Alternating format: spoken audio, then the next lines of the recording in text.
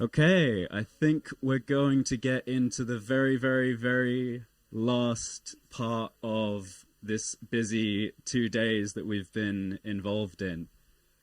So, before we get to the in conversation part of this last event, I just want to do a quick sort of framing of the conversation, roll it all the way back to the very first premise for this event, which is Retrofit Reimagined, right? So hopefully you will have had some time to read the 6 shifts that we have laid out on our boards outside. So these 6 shifts are 6 examples of how we think that we need to start reframing the conversation around retrofit. And today, with some amazing guests, I want to specifically talk about this idea of retrofit moving from technocracy to social movement. And I'm going to quote Indy from yesterday, actually, to talk a little bit about why I think this is important. I believe he said, I might be paraphrasing, but I think the gist of what he said was, our democratic systems are not equipped to respond to the scale of the crisis. And this is compounded by the fact that we exist within a political hegemony.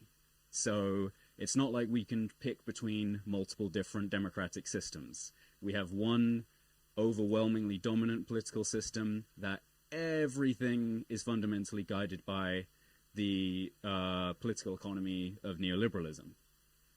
So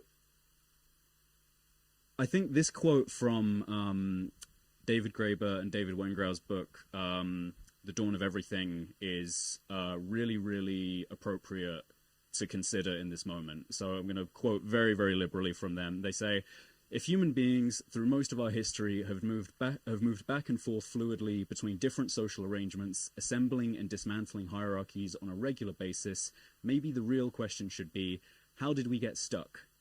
How did we end up in one single mode? How did we lose that political self-consciousness once so typical of our species? How did we come to treat eminence and subservience not as temporary expedients, but as inescapable elements of the human condition? If we started out just playing games, at what point did we forget that we were playing? Thank you.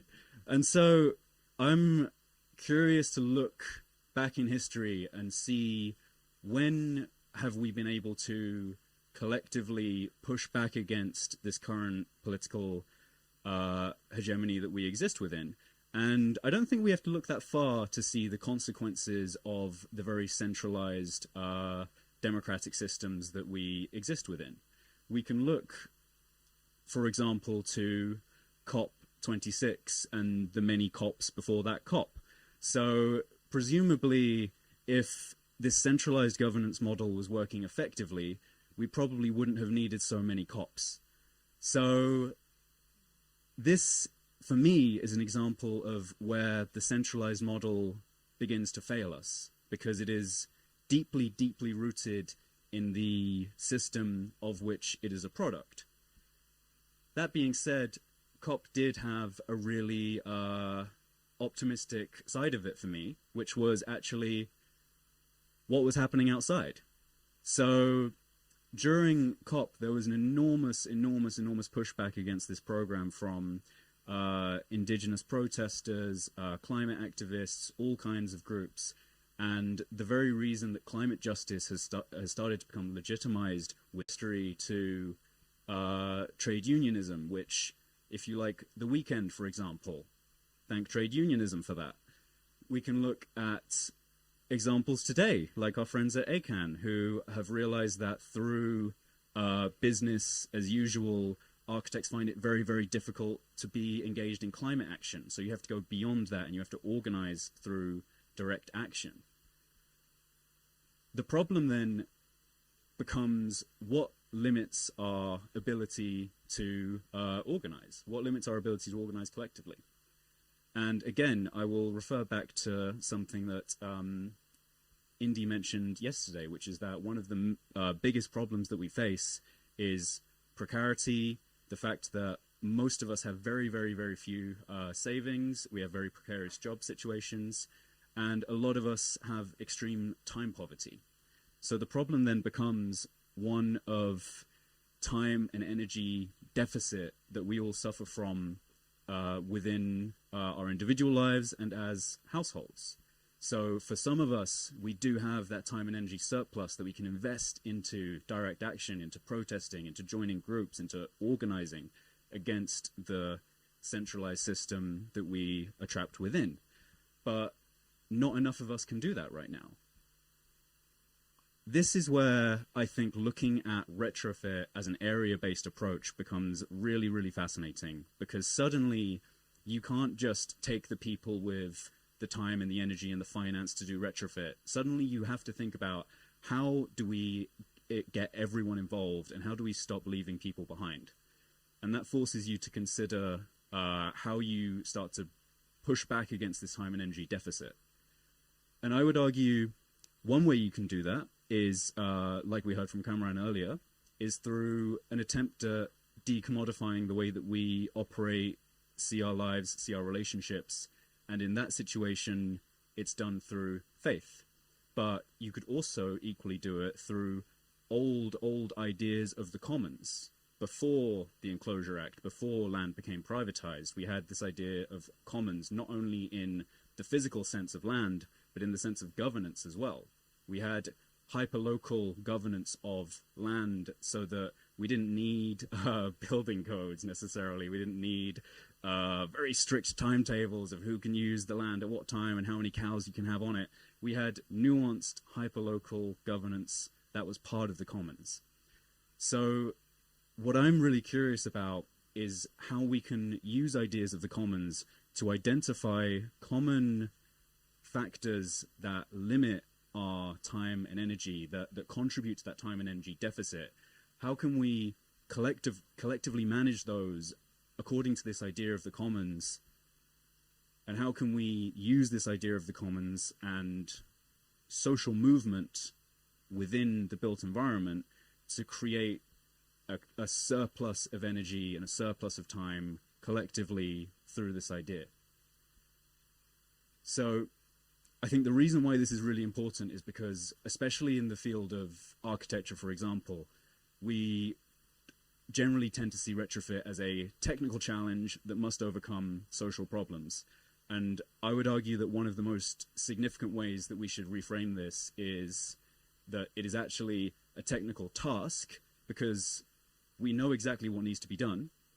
We've had the technology for decades, so it's not really a technical challenge, it's a technical task that has to be implemented. And it isn't faced with a social problem. It depends on social movement. It depends on social organizing in order to actually implement the technical tasks. Well, that's not one of my slides. There we go. So I think this idea of social movement is really important, and the idea of making sure that social movement is resilient by formalizing it into hyperlocal governance. And this is part of the work that we're doing with Link Road in our retrofit project. We're looking at, how do you use retrofit, housing, living conditions, how we live now, how do you use this as a vehicle through which you can have these conversations around collective governance and community resilience and improving health, improving the built environment, reducing carbon emissions. And so the provocation I want to launch us into this conversation with is, can housing and retrofit present one of the most compelling vehicles to build social movement and eventually hyperlocal governance? So I'm going to ask that all of the speakers, all of the people on the panel quickly come up onto the stage now. And first of all, let's introduce everyone, and then we can get into it.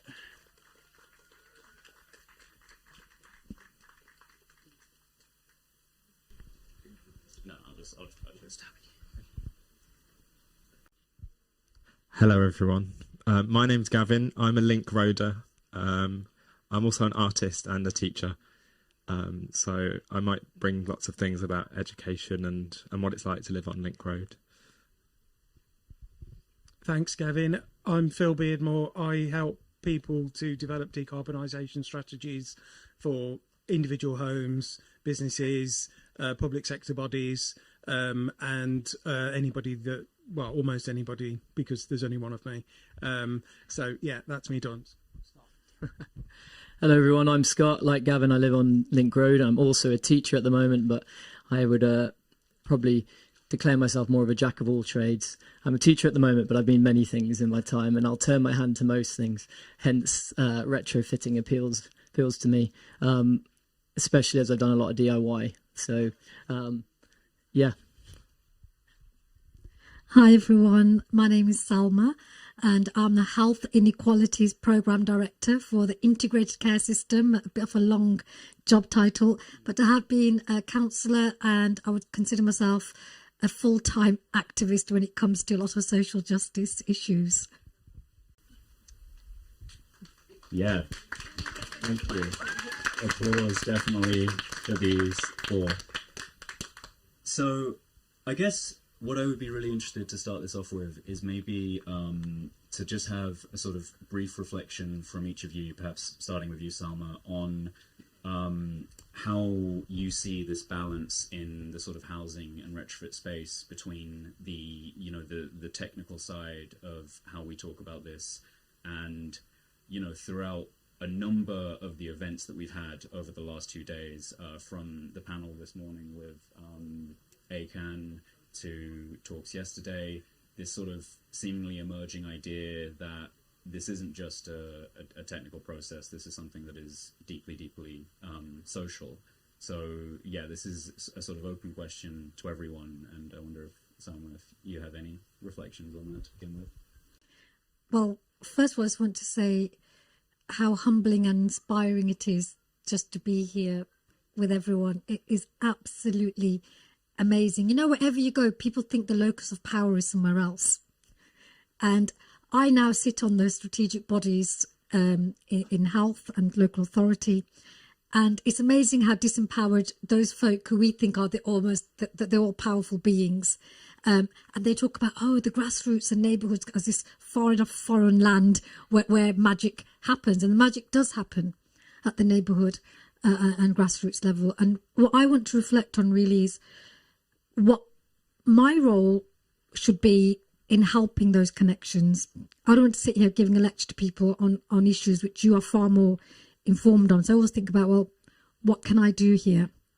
And for me, I look at the data, that's part of my job, and I see the figures. So when we say 1 in 3 kids in Birmingham are living below the poverty line, that's choosing between heating and eating that parents are doing. When we talk about a housing crisis, we're talking about hundreds of thousands of people who don't have a secure roof over their head. And of course, then things like the climate emergency seem far off. And to put my activist hat on, I don't think that's surprising. I actually believe that the powers that be suits them to keep everybody so insecure that you don't have the space and time to address or challenge the big issues. And it didn't surprise me when they brought in tuition fees, because a lot of this thinking and the energy comes from young people. So when you put debt on young people at the start of life, and a system, by the way, which is far more expensive to administer than actually carrying on the free university education that people my generation enjoyed. So I don't think it's accidental. And from the international perspective, we're now experiencing what third world countries have experienced for centuries.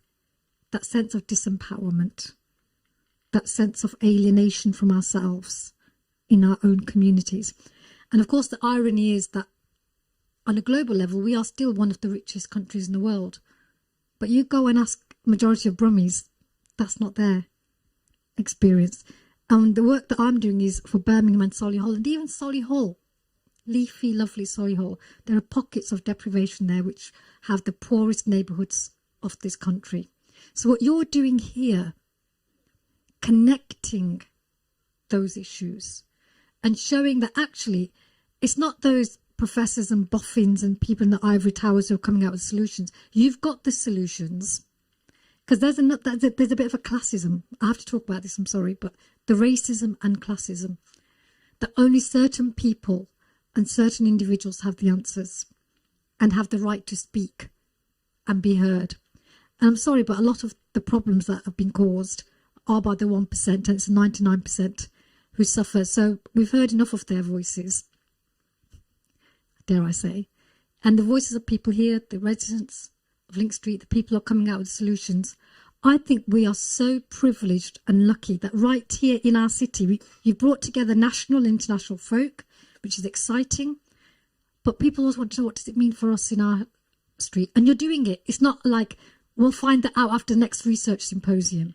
So I see the job of the system, and literally the organisation I work for is called the Integrated Care System. And it might be news yet at the moment, but it'll filter through that the latest reorganisation of the NHS, this is what it is. But let us use the opportunity, because they are looking. This is what they need. This is what the system needs.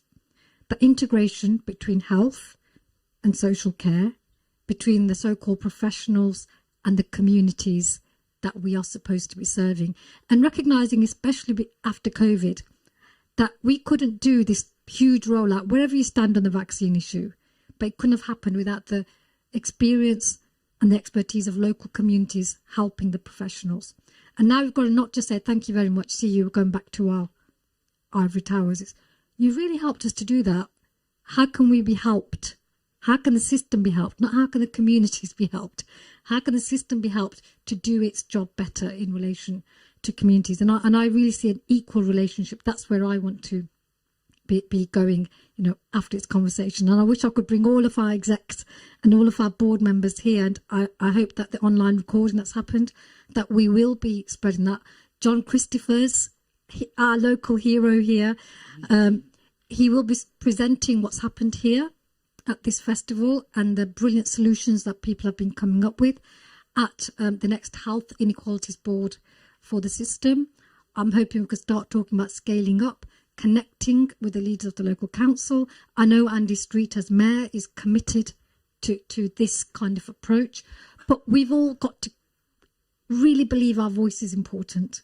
So it's not about who's got that in their job title, and people are being very humble about what they bring to this. But this is where the real change comes from. And I speak, as a person of Asian heritage, as a Muslim woman, I know what it feels like to be marginalised and demonised and stereotyped. And a lot of people from our so-called deprived neighbourhoods, they may be challenged financially, but from a human resource point of view, they are some of our richest neighbourhoods. And that's where the real ideas and real solutions are coming from. Thank you so much, Salma. I'd be interested from Scott and Gavin in particular to maybe touch on that idea of resisting the interpretation of the system helping the community, but actually flipping that on its head, from the community helping the system to actually function properly in order to serve communities the way that it should be. Does that reflect the two of yours experience being on Link Road and sort of like starting to learn about this kind of built environment, housing, retrofit work? Obviously I'll pass on to you afterwards, Gavin, to see if you agree, but a lot of what you said, Salma, really resonated, and you introduced this panel, Charlie, talking about COP and some of the systems at the top. And I'm not going to apologise at all for the failures of centralised governments to come together and tackle some of these things, because, the power is in their hands. However, what I've also learned, the more that I've engaged with the powers that be, so on this, even at a local level with Birmingham City Council, for example, is that there are a lot of good people who are actually disempowered in those structures as well. So, that there will be a lot of well-intentioned people involved with COP. And what's interesting is that the power actually is at the local level, because you're not within the confines of those structures and those systems. So, and I think this experience is a perfect example of that. I also want to just quickly, before I forget, echo the thanks to CIVIC SQUARE for organising this festival, which has been hugely inspiring, and there's been some wonderful speakers, and it's just great to talk to everyone who's here as well. And it's exactly what you've been talking about, Salma, which is that everyone can bring things, and everybody has things that a richness within them, whether that is their connections socially. It doesn't have to be financially that you are secure or rich. And that's what we're trying to build on our street. It's a very complex, diverse street. There are owner occupiers.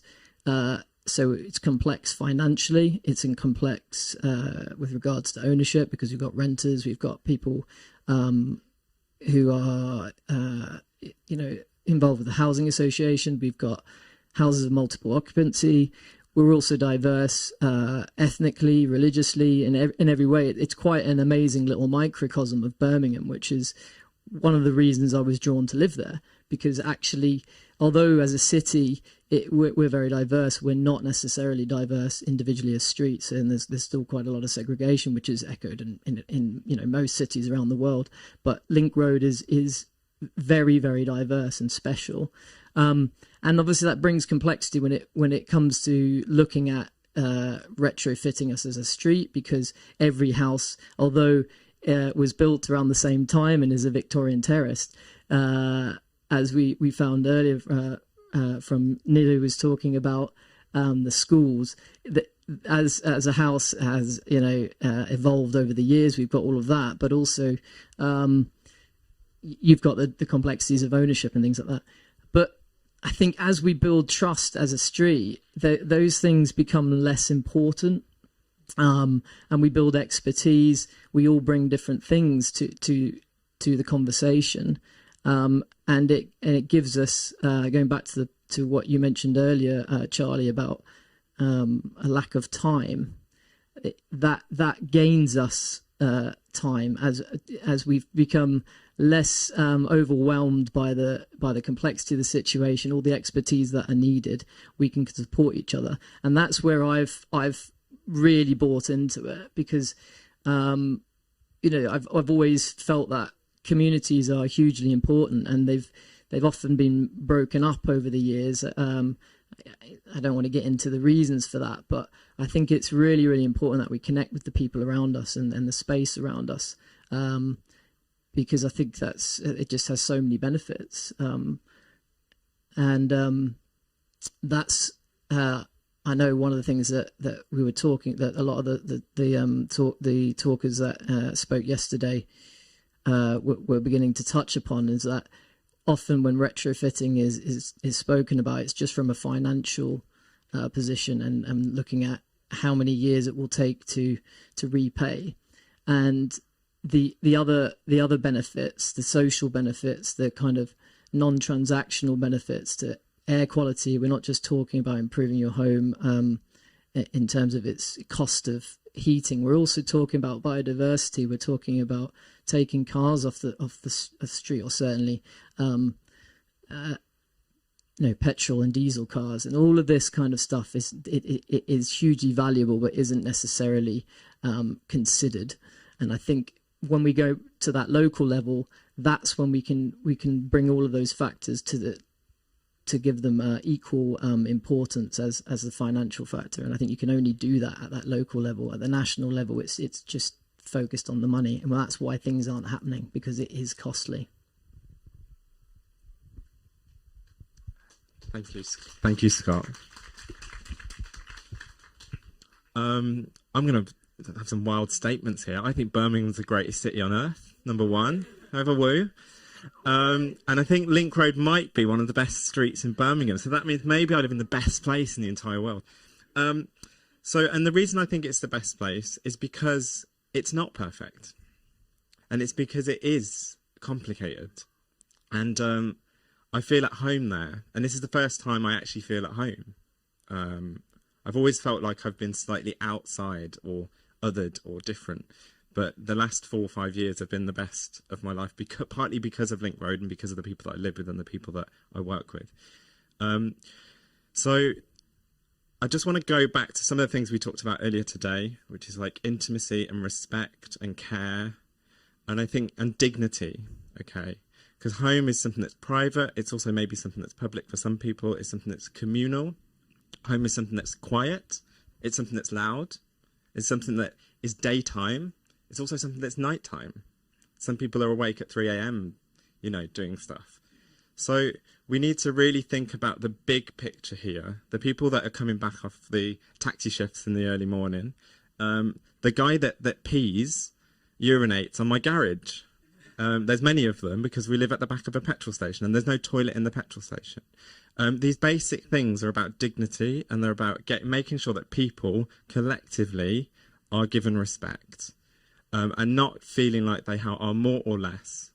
And I guess the issue with retrofit, and I think it's been brought up a lot today, is that retrofit seems to be for those that are able to do it. And the number started off at like 20,000, then it was 30,000, then it was 40, and it's 60. And we got 60 to 100 by the end. So, and that's partly due to the cost of stuff going up. And that will terrify people, those sorts of numbers. And you might say, well, you can get a green loan, but some people already have big mortgages. Link Road is not just the wonderful things, which there's many of. I could sit here all day and talk about that. It's also the credit card bill that comes through your door. Okay? It's the gas price rising.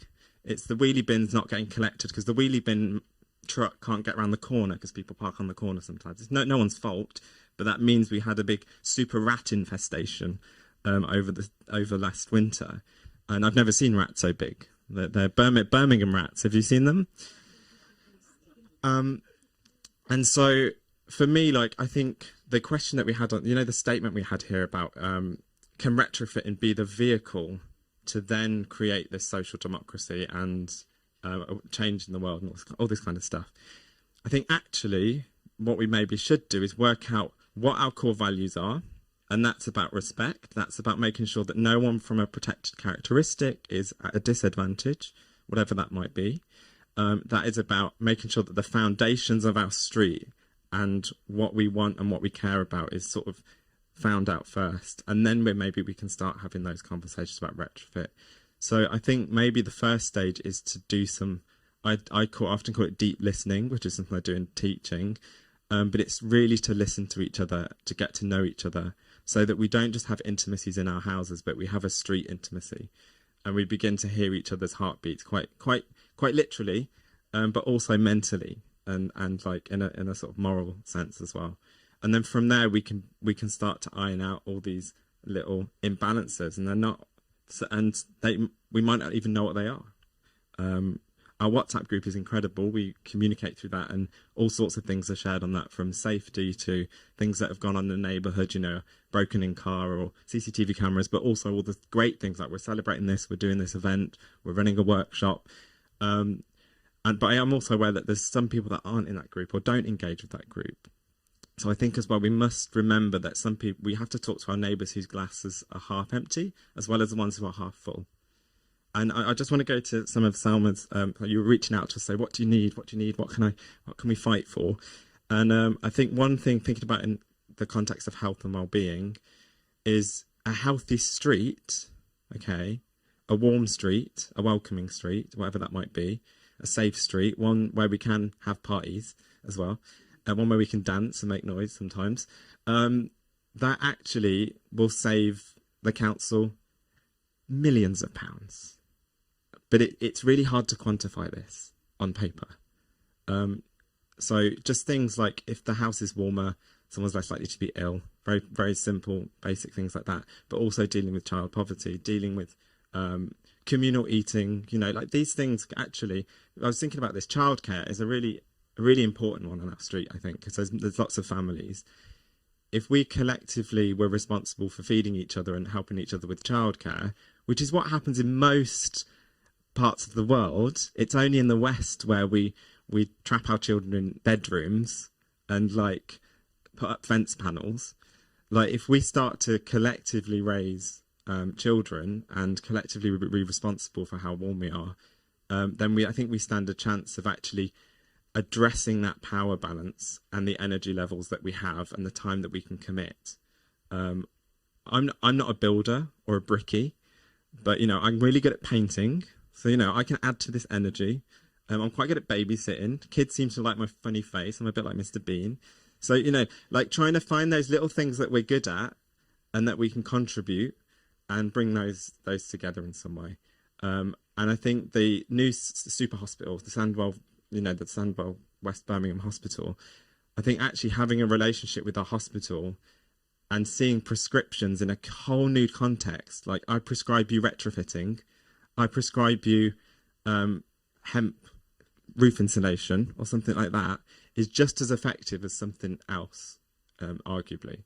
And I know that sounds like some sort of weird dream or something, but at the same time, be really pragmatic and really practical. And we still are in a system and we have to fight it. And if anyone on the street is really good with forms and Birmingham City Council stuff, we need to be aware of that. I know we've got people who have been town planners on our street, but it's like trying to find a way of getting them engaged and involved as well, because we can't start a revolution without poking holes in the other stuff, and then when people start to see basically we want to show them that it works as well, or that it doesn't work and that we can improve it, and then it works, because then if it's working then people might actually start to listen.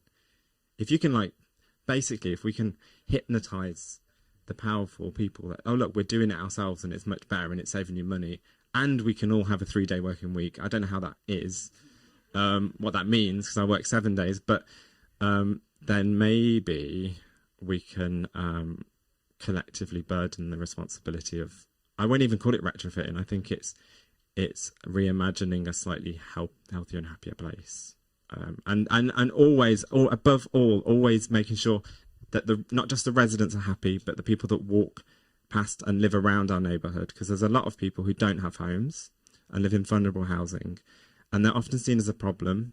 And I know at Link Road we also sometimes see these people as a problem, but making sure that those people are dispersed across Birmingham and we're all responsible for them, whether you agree with it or not, we are all responsible for these people. Okay, thank you.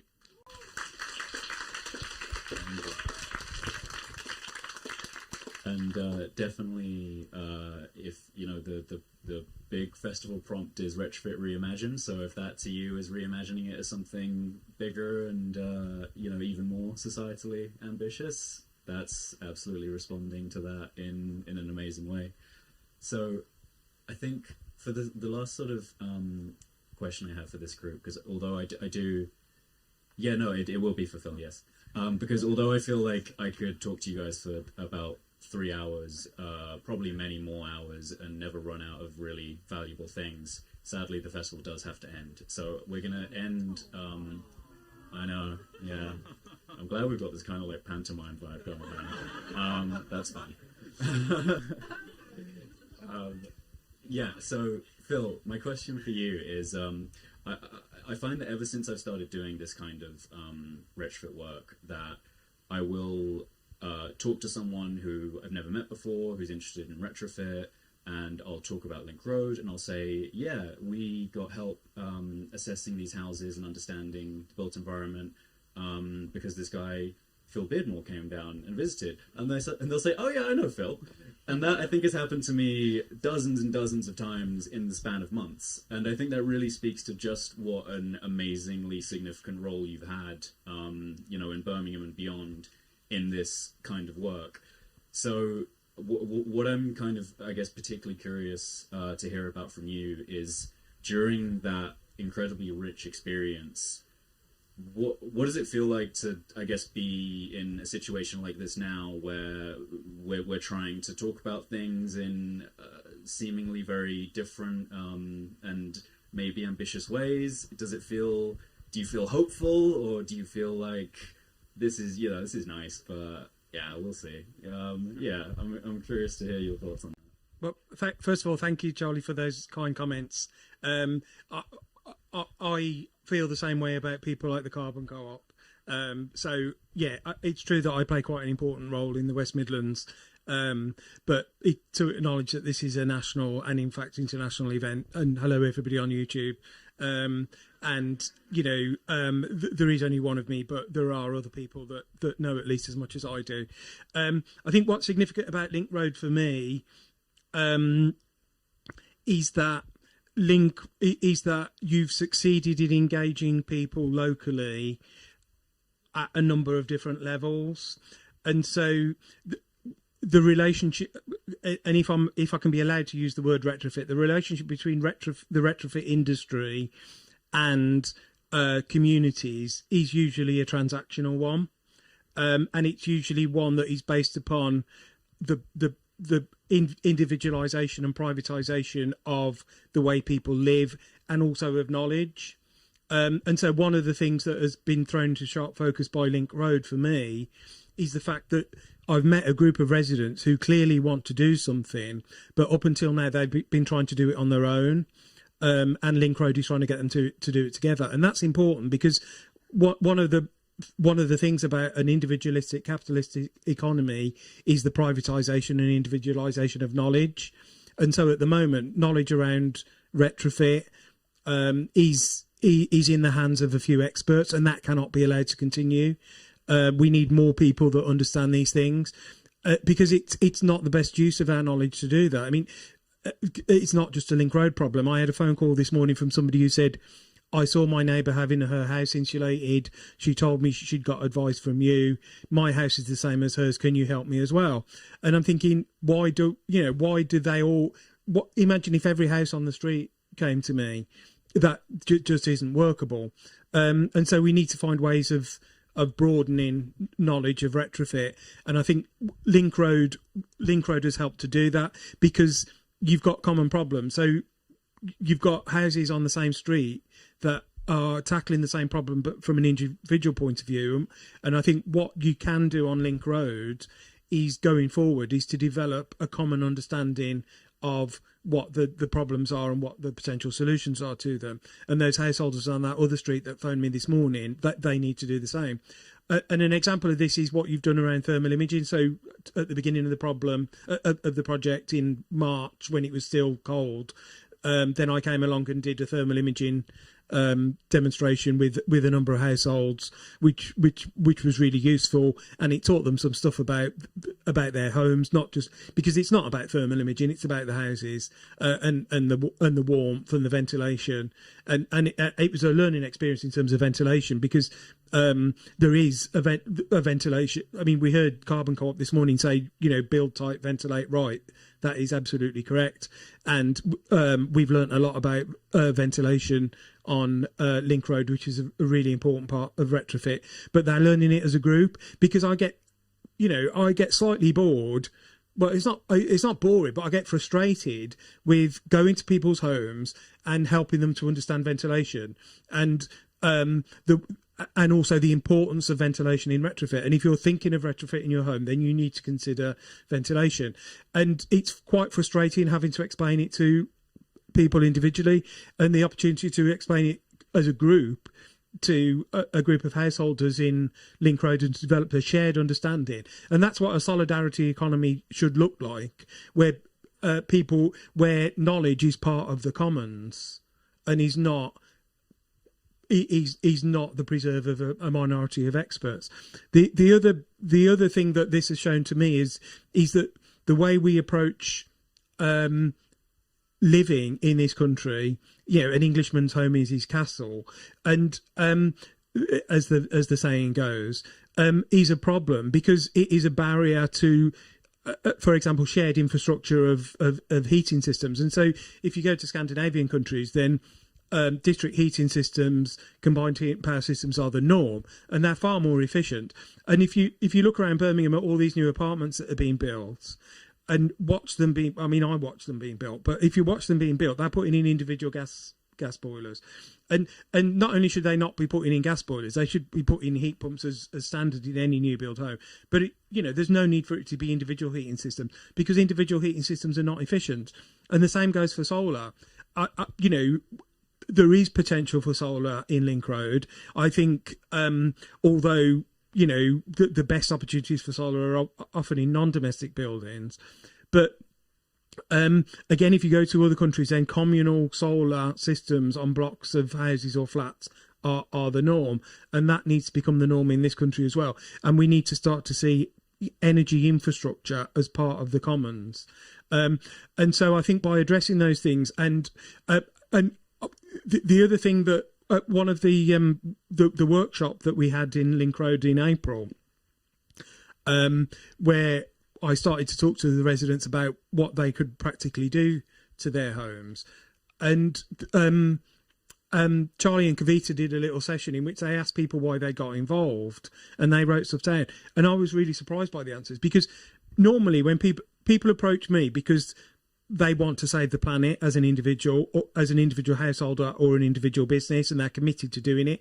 Sometimes they approach me because they want to save money, which is absolutely fine. The two are not incompatible. Sometimes it's a mixture of both. And so you'll go into a home and you've got one member of the family that wants to save the planet and the other member of the family that wants to save money, and they think that is a problem. And I say it's not a problem. Both are legitimate. We can do both. And then sometimes people approach me because they've got a problem that wants to be solved. So this house that I've moved into, does it have cavity walls or solid walls? People keep telling me different answers. Do these solar panels work? How does this heating system work? But what happened at Link Road is that people said, I came along because my neighbour said I should come along. And people gave the same reasons for coming along as they would to a street party, what's it called, a big lunch event, or a jubilee party. And they came along because there was a sense of community around it. And creating a sense of community around it brings people who, okay, they do care about the planet and they do care about saving money, but being part of a community doing something will bring along people that won't otherwise come. And that is, for me, the compelling case for a grassroots. And you hear, I'm going to finish by saying there is a difference between an area-based approach and a place-based approach. So an area-based approach, anybody can sit down at a computer, draw off some data about energy performance, draw off some data about deprivation, and say, we'll target this area. And there is a need for those things, and that is an area-based approach, but it's not a place-based approach. A place-based approach recognises a place as being made up of people and assets, individual assets in terms of, Gavin can paint, Scott can do DIY, but also community assets in terms of organisations. WhatsApp group. When we started talking about retrofit a few years ago, never would I have thought that a WhatsApp group would be pivotal in a community retrofit project, but it is. And this is something that government and local government policies can't substitute for. And so local government, all tiers of government need to think about how they enable people like CIVIC SQUARE to work with the community on a place-based basis, using local community assets, and not just seeing it as a postcode, but seeing it as a real place with people and assets in it.